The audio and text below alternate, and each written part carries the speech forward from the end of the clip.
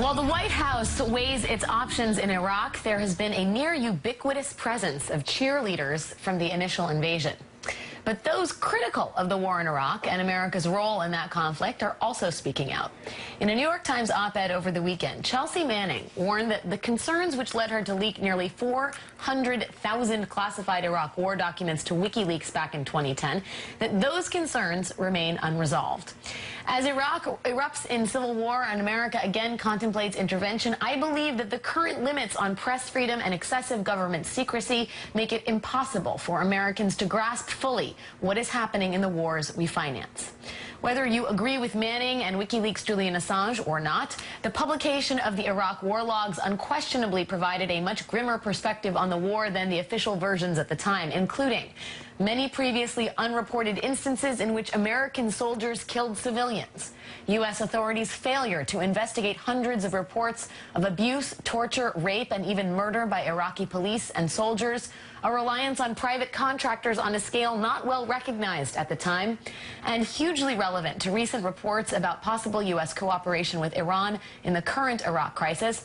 The war logs revealed the extent to which Iran intervened aggressively in support of Shiite combatants, offering weapons, training, and sanctuary, and in a few instances, directly engaging American troops. Julian Assange published the Iraq war logs 4 years ago. Today marks the 2-year anniversary of his confinement at the Ecuadorian embassy in London under the threat of potential arrest and extradition to the United States.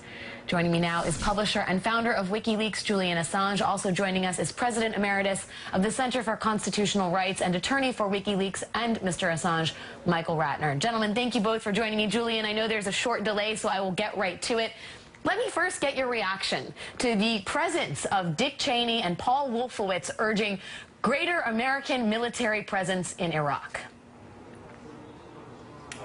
These two individuals have no credibility with the world's public, and I hope they have no credibility anymore with the US public. We were all lied into this war, and in fact it's a feature of democracies, a very interesting feature of democracies, that they do tend to need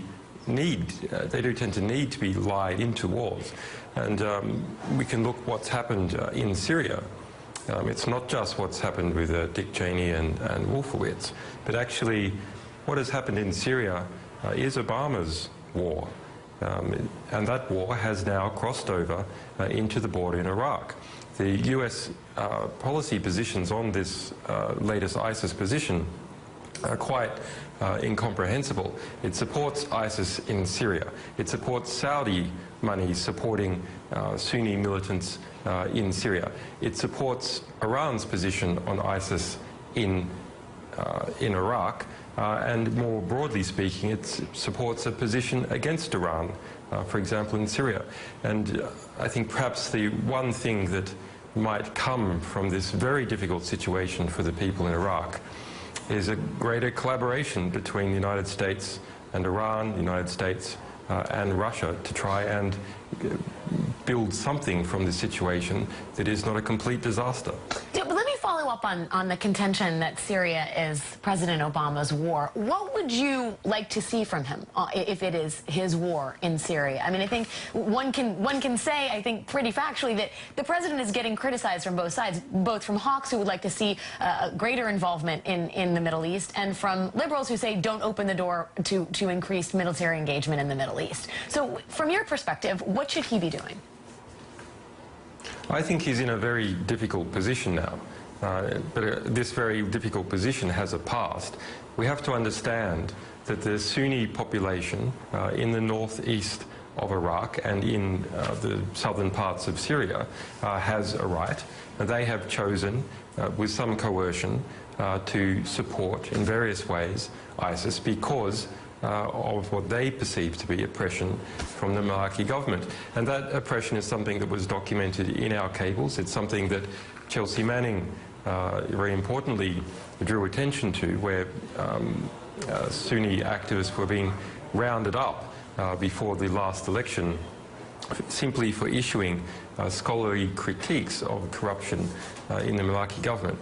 We have to remember that there's a reason that US troops are no longer in Iraq. It is not simply that President Obama said that they should be removed, but rather the Iraqi government insisted that US troops not have immunity as a result of a succession of abuses documented in our materials, but also similar incidents with Blackwater and so on. So US troops could be there if they were willing to accept being prosecuted for committing murder, for example.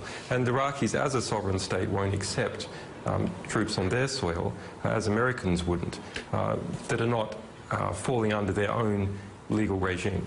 Let me ask you, when you talk about the various ways in which WikiLeaks has been involved in revealing dimensions of the war in Iraq, what do you think has been the most meaningful or important piece of information that you guys released as it pertains to Iraq in particular? I often get this kind of question. We've released more than 400,000 documents that are directly about the war in Iraq. In fact, the largest compendium of information about a war that has ever existed. That is a history of the US and Iraqis' people engagement together over the past 7 or 8 years.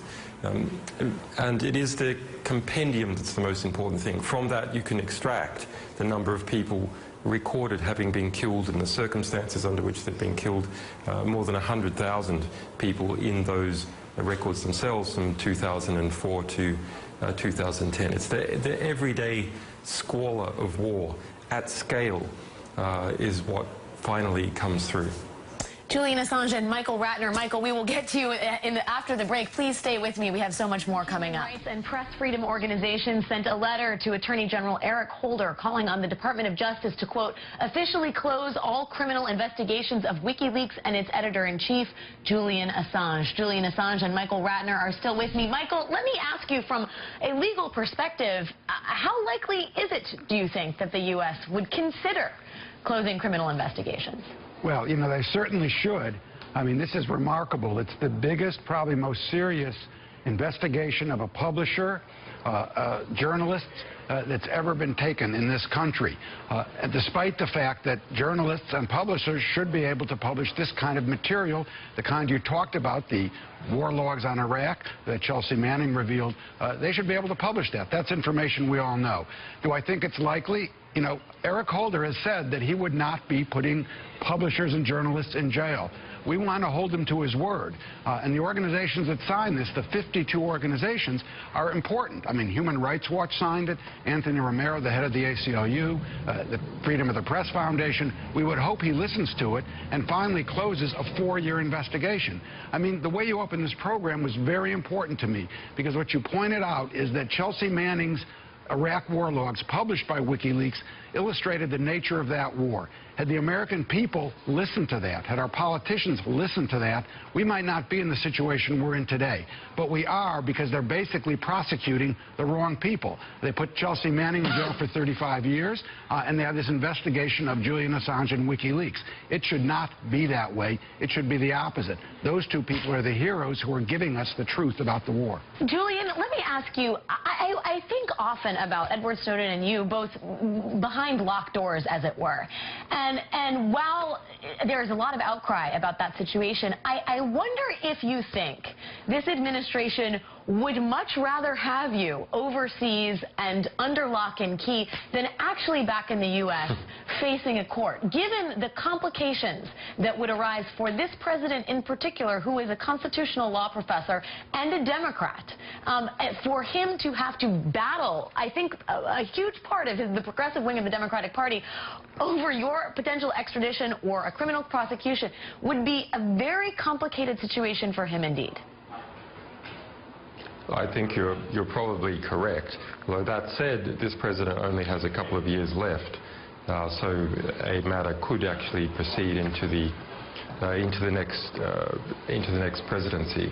But we have, through a lot of effort, including by people like Michael Ratner, who you're interviewing now, gradually boxed the administration back into a corner. But it was very aggressive.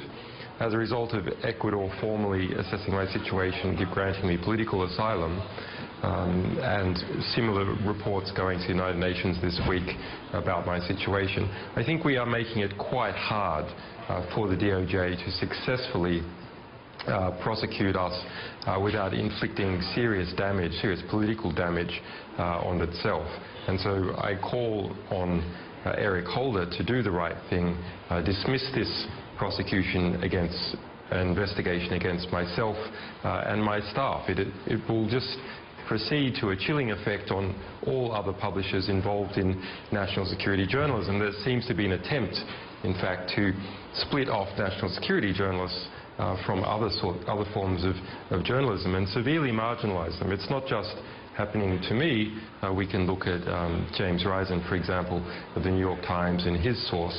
President Obama has now initiated more espionage investigations and prosecutions than all previous presidents combined going back to 1917, in fact more than twice. Is that really a legacy that he wants on his record? Is it really a legacy that the US Democratic Party wants to hold? Julian Assange and Michael Ratner, gentlemen, thank you both for your time and thoughts.